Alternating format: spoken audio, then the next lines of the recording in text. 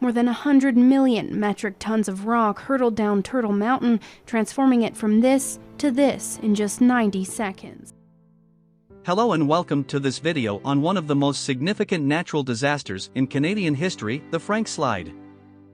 On April 29, 1903, a catastrophic rockslide occurred in the town of Frank in Alberta, Canada. It remains one of the largest and deadliest rockslides in Canadian history. In this video, we'll take a closer look at the event, its causes, and the aftermath. So, without further delay, let's dive in. To understand the Frank Slide, we must first understand the location. The town itself was located in a valley east to the Turtle Mountain. Frank was a small mining town in the Rockslide Pass of the Rocky Mountains.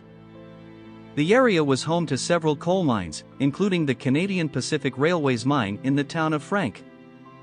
In the late 1800s, the town was bustling with mining activity, with coal being the primary source of income.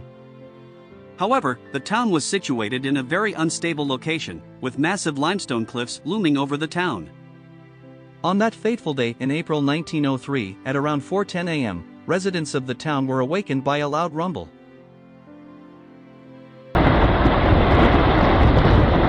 The slide consisted of several million tons of rock, shale, and limestone, which tumbled down the side of the mountain and buried a significant portion of the town. The slide was approximately 1 kilometer wide and traveled at speeds of up to 120 km per hour. Even people around nearby towns heard the slide.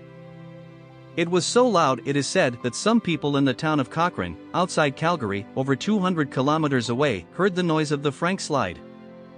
The rockslide completely destroyed the eastern edge of the town, burying most of the buildings and killing approximately 90 people. In fact, because the bodies of most victims were never recovered, there has never been an exact number of victims established. Imagine losing your parents and your 4 brothers. Just you kiss them goodnight and then they're gone. Rescue efforts were made, but many were unsuccessful as the rocks continued to shift, making it too dangerous to search for survivors and was impossible due to the depth of the rocks fell down.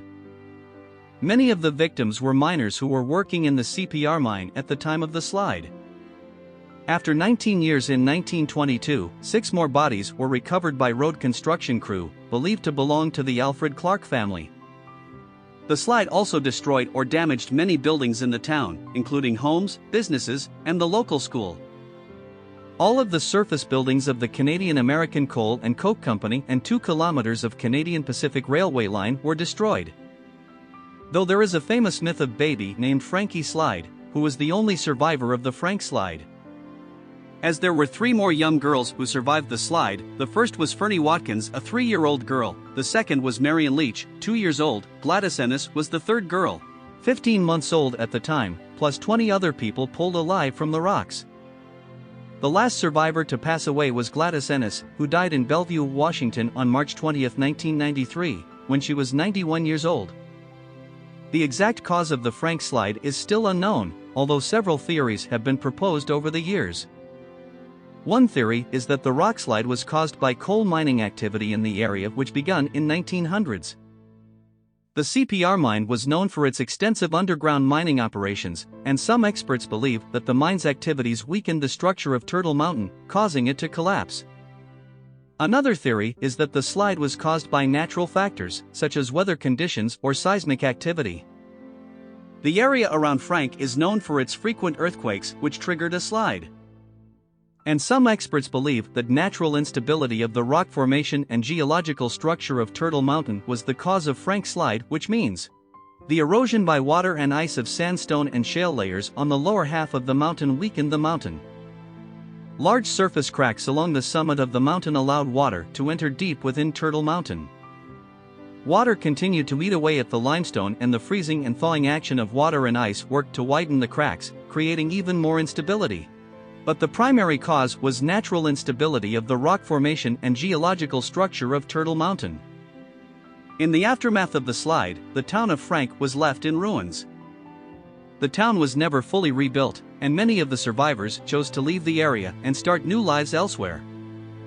The town of Frank was rebuilt on a new site just northwest of the original town across the Canadian Pacific Railway tracks, which is located on the north side of Highway 3. The town of Frank wasn't fully destroyed in the slide. So, over the next few years, all of remaining the buildings of Old Frank were either dismantled or relocated. The coal mine was eventually reopened. The Canadian government declared the area a National Historic Site in 1922. Now the question is, will there be another rockslide from Turtle Mountain? Scientists studied Turtle Mountain very closely and they believe that another significant rockslide will occur at some time in the future on Turtle Mountain.